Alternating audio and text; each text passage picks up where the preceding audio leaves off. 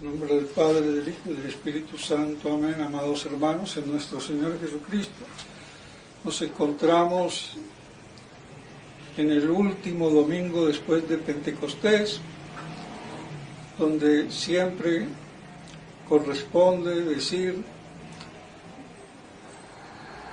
el Evangelio y la misa del 24º domingo y último después de Pentecostés. Y aquí nos encontramos con la apoteósica manifestación de la gran hecatombe que presagia la parusía o la segunda venida de nuestro Señor Jesucristo, viniendo con todo el poder de su gloria y divina majestad. El Evangelio hace alusión a la profecía de Daniel sobre la abominación de la desolación, y está dentro del contexto de las famosas 70 semanas.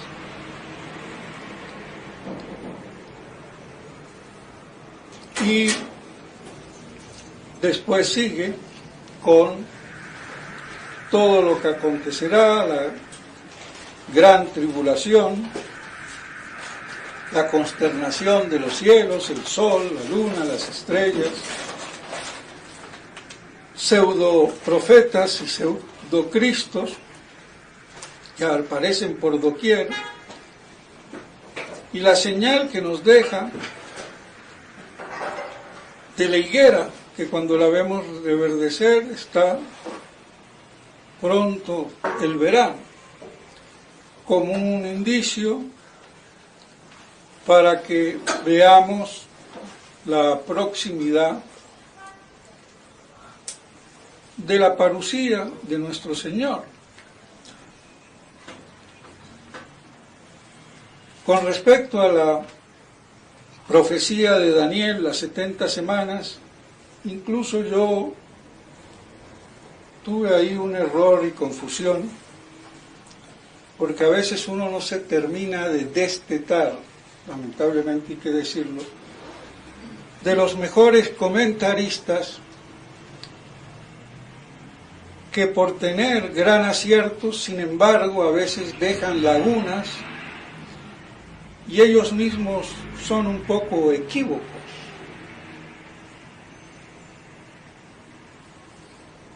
Y yo creo que dije que la última semana podía pertenecer antes de la parusía como también después de la parusía. Y eso porque uno de los comentadores la ponía al inicio, el inicio de la última semana, la 70ª semana, con la conversión de los judíos. Y es de punto de vista ilógico que los judíos se conviertan en plena hecatombe del anticristo cuando son ellos los que lo aupan, así de claro. Son ellos los que causan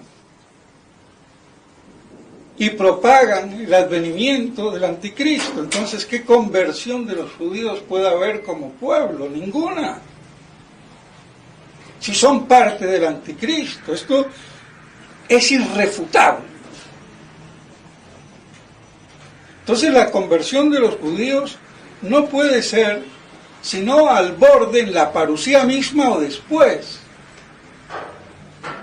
como lo dice también, o medio lo dice el padre Rovira, pero por lo menos así lo contempla, y ya es un avance que lo haga, porque el padre Castellani lo mete antes de la parusía.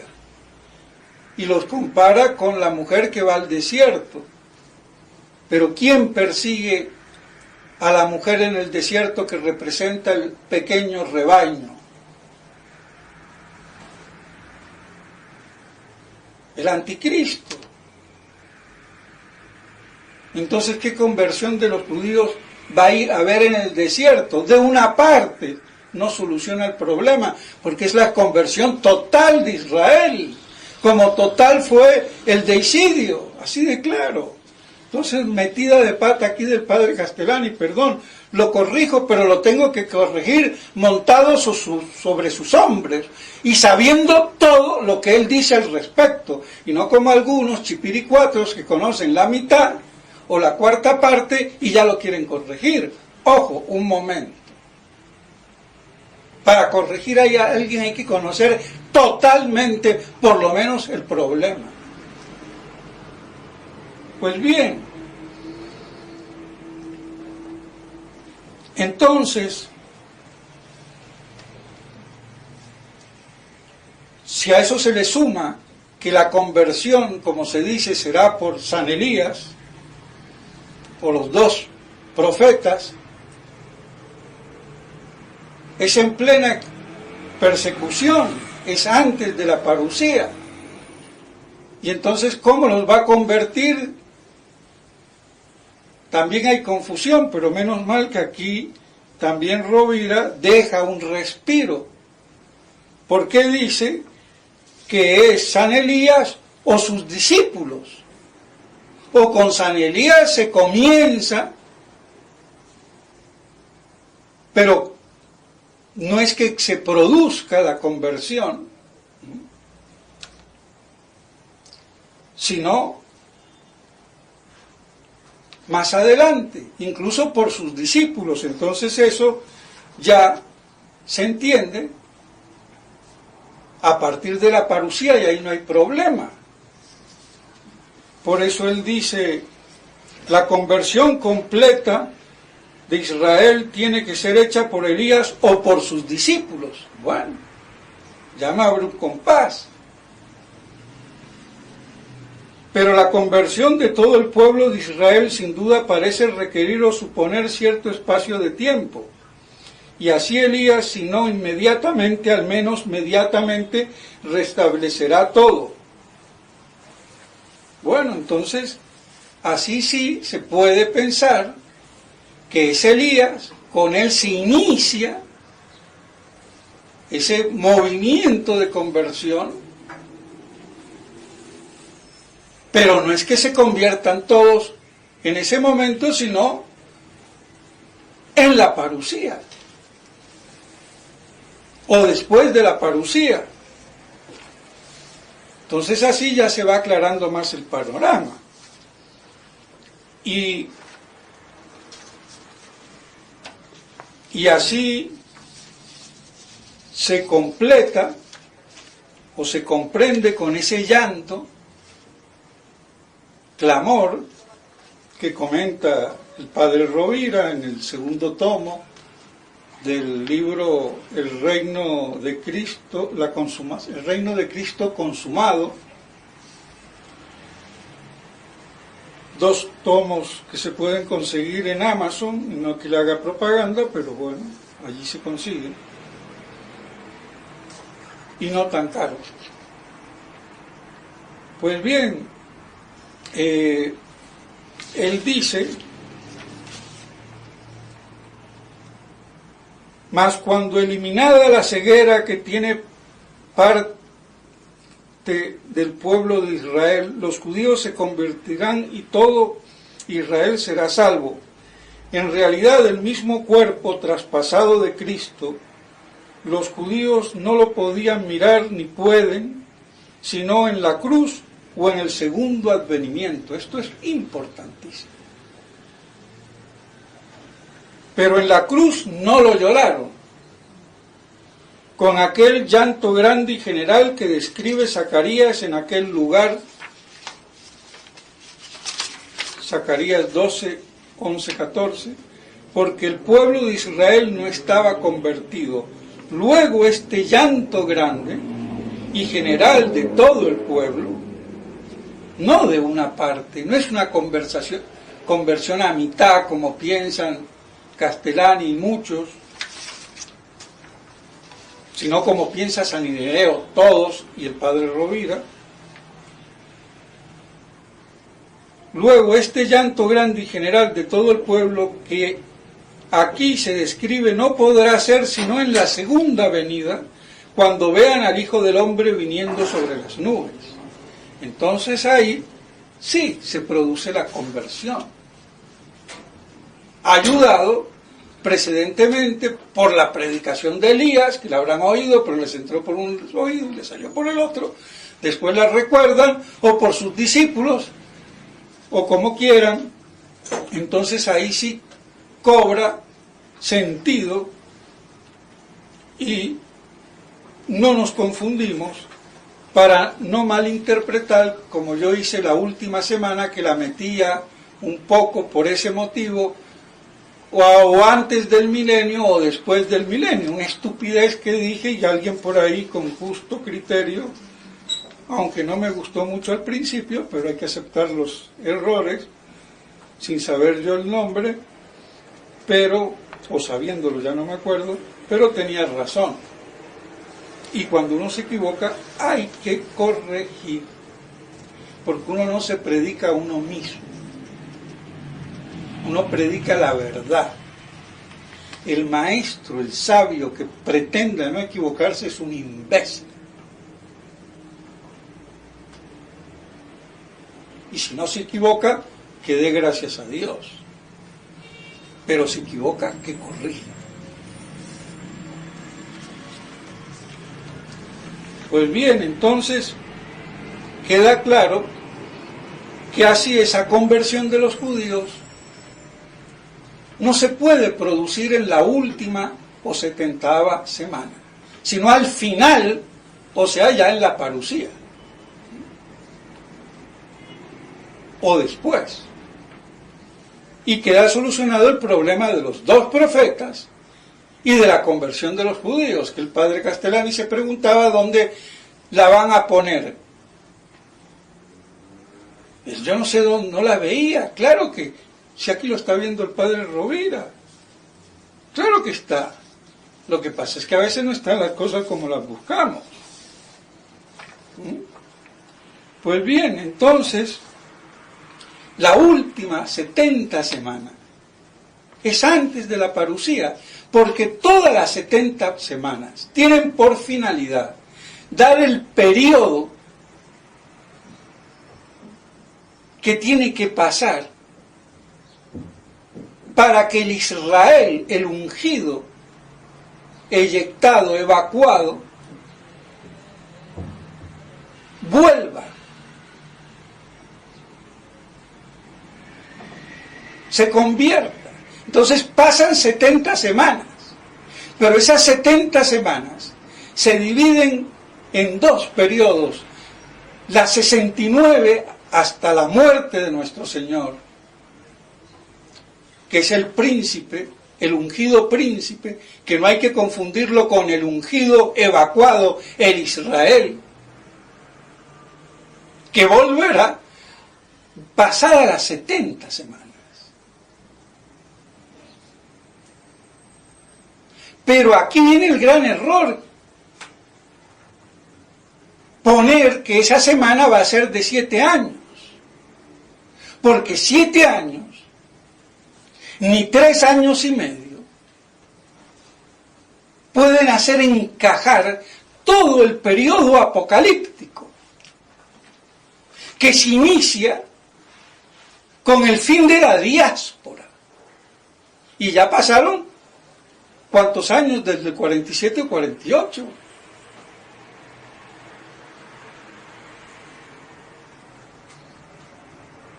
Entonces,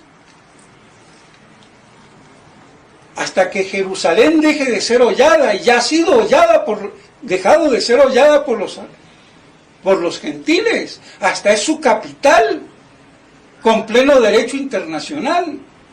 Entonces ya se acabó ese periodo que separaba, que era de los gentiles, entre la muerte de Cristo y el retorno o fin de la diáspora, que era el tiempo de los gentiles. Y era ese gran intermedio que relacionaba las 69 semanas con la última, porque no iban todas pegadas.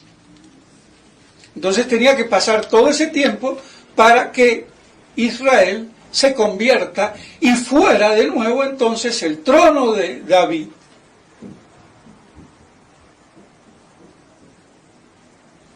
Restaurado. ¿En quién? En el segundo David, Cristo, con su reino. Y de aquí el mesianismo, que transunta todas las escrituras. Pues bien, entonces queda aclarado el problema de la última semana. Es más, los 3 años y medio, porque a la mitad de la semana viene la interrupción del culto, de la misa, la profanación, el gran sacrilegio, no son 3 años y medio. Como lo dije, el Apocalipsis no se puede meter en 7 años. Además, el Apocalipsis no es cronológico, históricamente. Ese es jatológico. Entonces no le metamos cronología histórica a las profecías porque nos equivocamos.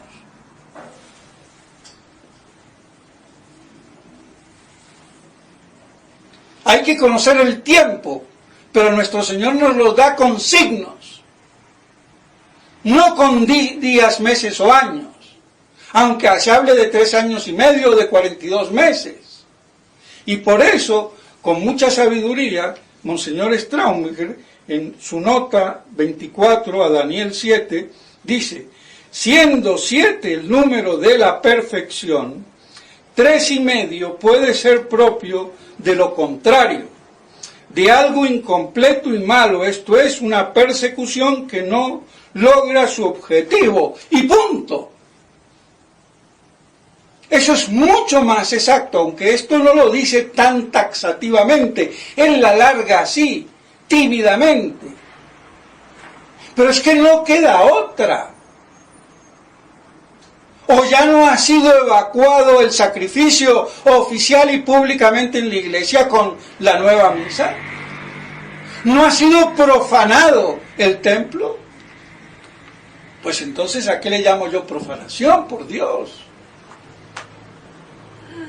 Esa es la abominación en lugar santo, de la cual nuestro Señor por eso nos recuerda a Daniel. ¿Y cuál era la abominación desoladora para los judíos, los romanos? Y la idolatría. Entonces, la idolatría ya la había metido Pilato, la había metido antes también en el templo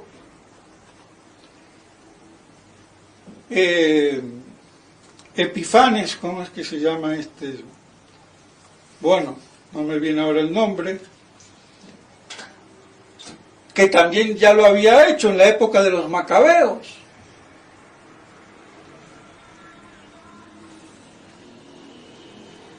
Entonces,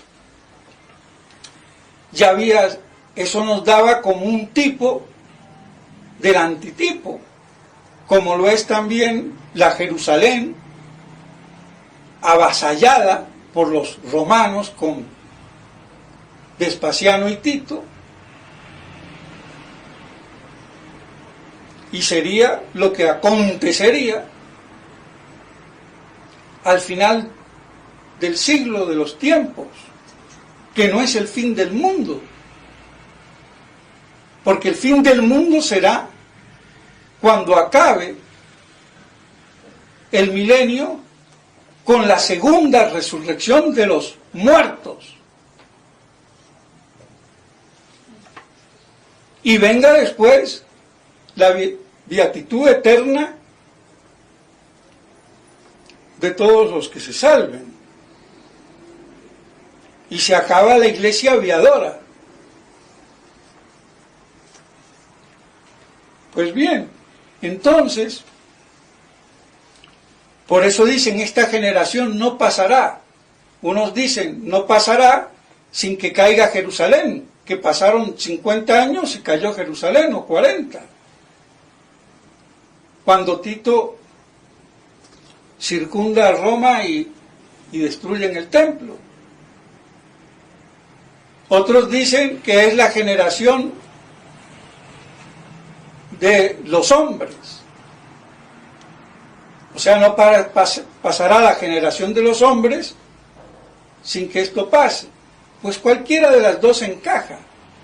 Pero siempre es un tipo de un antitipo. Pero yo no puedo marcarle todo, calcar uno con lo otro y que sea exactamente igual. Es un símbolo, un signo de lo que va a pasar.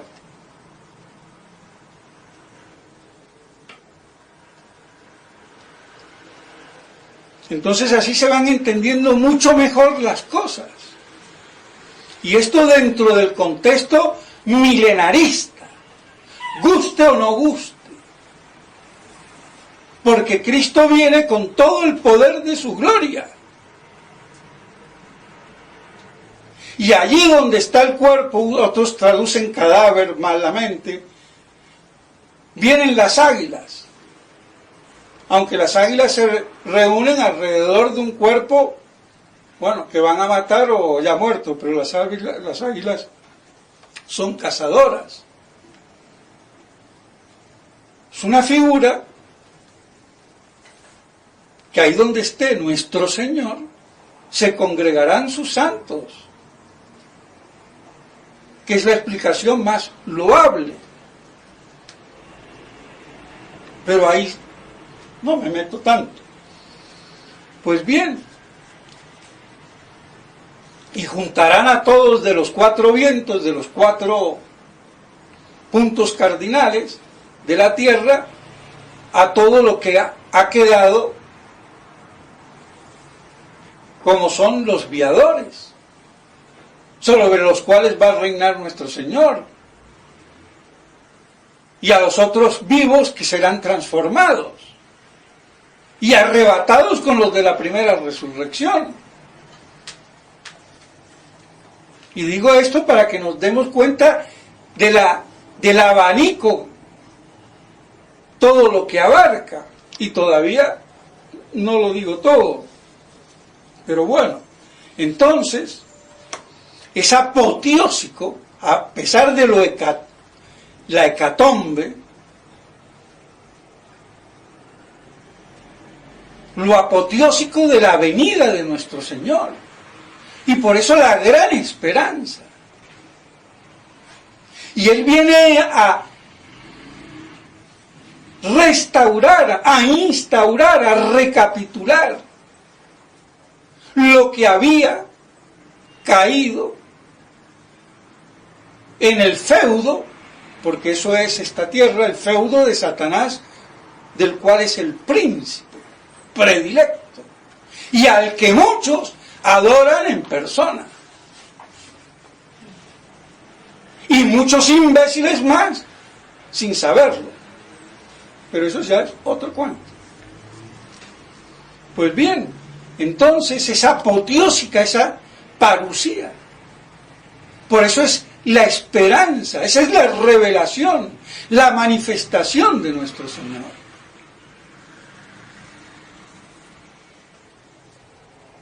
Y los que no lo quieran ver así, ¿a dónde diablos meten que nuestro Señor, que destruye con el aliento de su boca y su divina majestad presente, que eso es parusía, la presencia del Rey en la ciudad,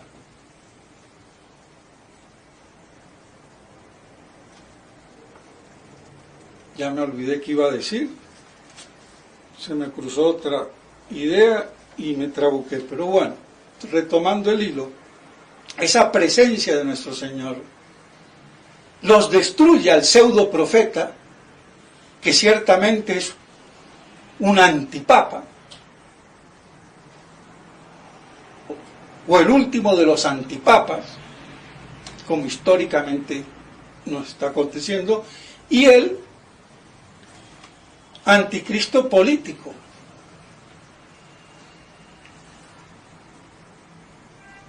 Condenados vivos al infierno. Y Satanás es apresado para ser soltado. Si no hay un tiempo, ¿en qué momento o para qué lo apresa y en qué momento después lo va a soltar? Y si vamos a decir la interpretación espiritual, que es estúpida, aunque la digan algunos santos, porque los santos también dicen estupideces y hacen estupideces, pero no son santos por eso, sino a pesar de eso. Pero no es que lo dijo un santo y ya es palabra de Dios. Cuidado con la cuestión. No seamos imbéciles.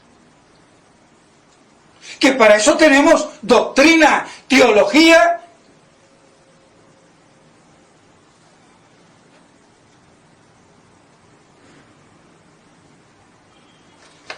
Bien, entonces, yo no voy a decir que eso es ahora en el transcurso de la historia, porque si el Satanás no está suelto, ¿para qué digo yo líbrame del mal, de todo mal y del maligno, como interpretan algunos? Y si no, ¿para qué la oración de San Miguel Arcángel al final de la misa, de las misas rezadas, que anda suelto? Es que no piensan, porque no hay una estructura. Y la única estructura que nos da, sin ser un sistema, es la milenarista patrística, no hay más. Y eso fue doctrina común, y no como dice la monjita bigotuda, y aquí se me cruzó y me la cargo, María Luján, la argentinita esa, tradicionalista, pero que no se me haga la docta, la monja bigotuda, a mostrarme el Denzinger, a mostrarme la condenación, que no es condenación del año 41 y 44, y hacerse la doctora. Las mujeres no son doctoras en la iglesia. ¿Me perdona? A callar. Pero como no hay doctores, ni curas con pantalones que sepan, se meten las monjitas. Y como es Argentina, más avispada. Como la otra tontuna allá en Cataluña, que también la hermana no sé qué, pontificando ahí para colma, separatistas. Otra Argentina más. Bueno, que completen el trío con el papanata que tenemos, otro argentino más de papa.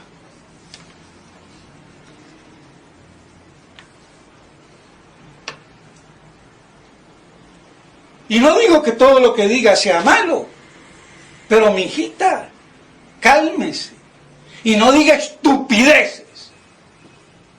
Y al que hable del milenarismo, que mire bien lo que dice. Y no es una condena, es una admonición disciplinar de tener cuidado.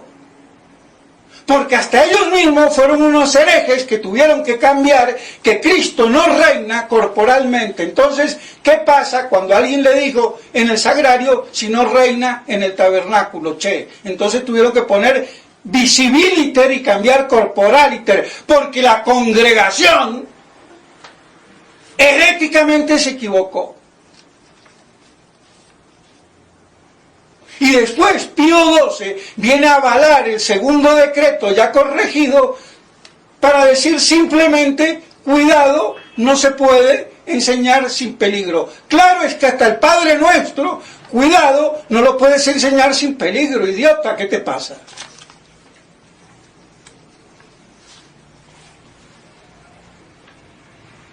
Así de claro. y con ese espantapájaro querer expulsar la interpretación que fue común de la Iglesia y que esta monja no sabe, bigotuda, durante los primeros 4 o 5 siglos de la Iglesia. Y de la cual nos queda el mejor testimonio con San Irineo. E incluso con el San Justín de la primera etapa hasta que se encuentra con San Jerónimo, y que cambia de versión y alegoriza, pero no repudia, que es muy distinto, porque a veces los discípulos son los que hacen escuela siguiendo los deslices de sus maestros.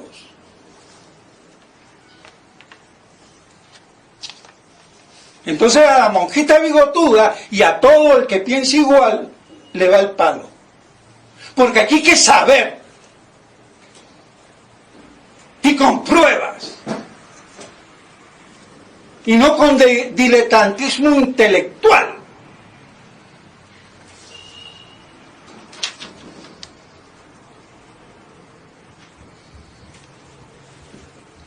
Por eso dice, que aquí no sé si lo leí, pero lo tengo en la mano, quiere decir que no lo dice, no sucederá el padre Rovira, sino en el tiempo del anticristo, después del segundo advenimiento del Señor, refiriéndose a el reino o trono de David es la iglesia actual.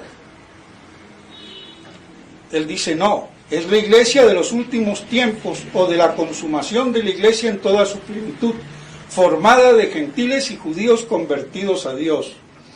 Pero el reino de David, según se ha dicho, es un reino primera y principalmente sobre los israelitas, después sobre las otras naciones, y por lo tanto su restauración supone la conversión de los israelitas a Cristo, que no sucederá sino en el tiempo del anticristo, y aquí es donde medio se contradice, pero también da la otra opción, o después del segundo advenimiento de Cristo Señor, que ahí sí es. Ven, hasta los mismos excelentes autores, como a veces quedan en la ambigüedad, porque bueno, tampoco se les puede pedir más.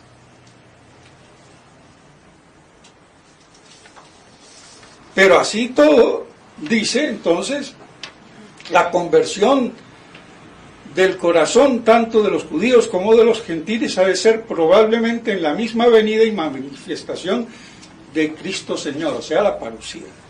Y eso es lo que nos debe de quedar claro. Y por eso la gran tribulación, que según Santo Tomás de Aquino, es una tribulación, no tanto de persecución física, ni de tercera, ni quinta, u enésima guerra mundial, sino de la claudicación o de la perversión de la doctrina. Y que si no se abrevian los tiempos en aras de los elegidos, nadie se salvaría. Pero eso no va a suceder, porque nuestro Señor preserva un pequeño rebaño que no va a claudicar por misericordia de Dios, para que no claudique la iglesia representada en ellos. Pero si no abrevia los tiempos, caerían por la usurpación de la falsa doctrina y la falta de documento o de testimonio, que esos son los documentos,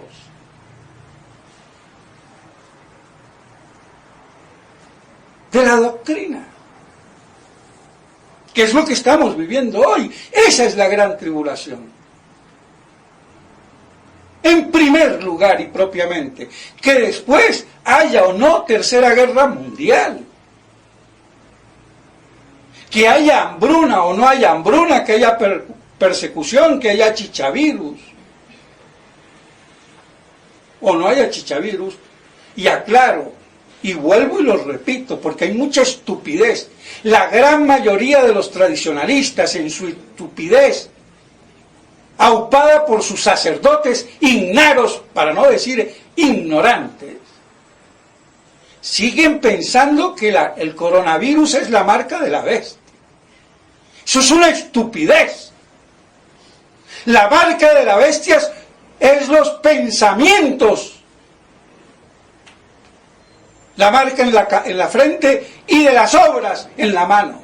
Y eso también está respaldado en lo que dicen las Escrituras en el Antiguo Testamento. Lleva a Dios en tus pensamientos, en tu frente y en tu brazo, y así los ultraortodoxos andan con las filacterias que le cuelgan de la frente y de los brazos.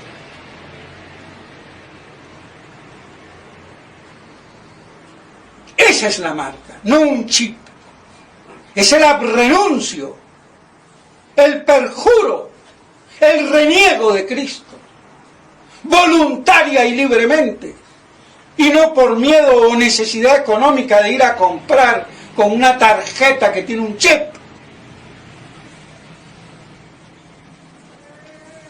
Es que para idiotas sobra, pero es porque no hay exégesis, no hay doctrina.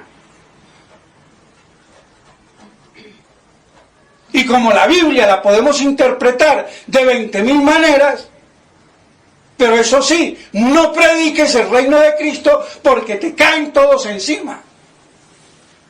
Es que es inaudito. Y por eso confronto al que sea a que me refute lo del milenio, si puede y le da la cabeza y el conocimiento y la preparación. Y por eso me puedo permitir y tengo que corregir, ya sea al padre Rovira, que murió como mártir, al padre Castellani, que le debo casi todo en el milenarismo, al padre Lacunza y a todos los otros. Y no por eso soy ni un genio ni más grande. Pero soy un loro que aprende la lección y corrige la pronunciación muchas veces a sus maestros.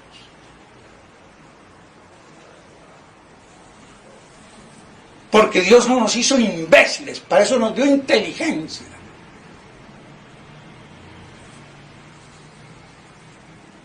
Y nos dice que hay que conocer las cosas con inteligencia. Lo acabamos de ver en la epístola, lo recuerdo de paso. Pues bien, entonces, esta apoteósica aparición de nuestro Señor. Por eso quiere la Iglesia terminar el año litúrgico con el Apocalipsis. Y rellena, cuando los domingos son más de 24, con los de la Epifanía, pero deja al último siempre este Evangelio. Y eso por voluntad del Espíritu Santo, no aún ni de los papas, que ni se han dado ni cuenta. Porque si se hubieran dado cuenta, predicarían desde hace muchos años y siglos, y en plena Edad Media, lo que yo estoy diciendo ahora. Pero todo esto quedó eclipsado en la Edad Media. Tan eclipsado que el pobre Santo Tomás, un genio en teología, pero en exégesis, se quedó corto. No la vio, ni redonda ni cuadrada. Y bueno, ¿qué vamos a hacer, che? No lo tenía por qué saber todo y dejarme algo a mí también, o al que quiera.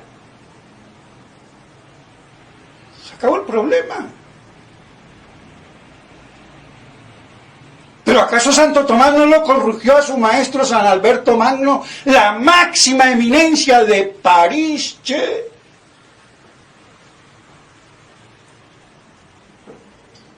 Ojo. Y eso no quiere decir que yo voy a corregir a Santo Tomás. Pero sí, en base a Santo Tomás, precisar cosas que él quizás no vio. Y más en exégesis.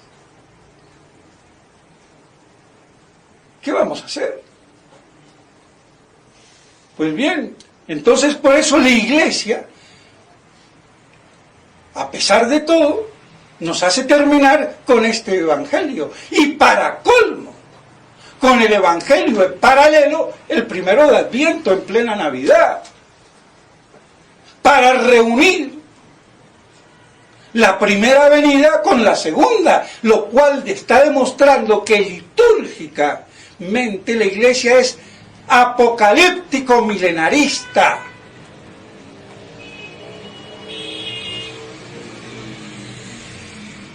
Aunque eso no digan los doctores muy letrados, pero de pura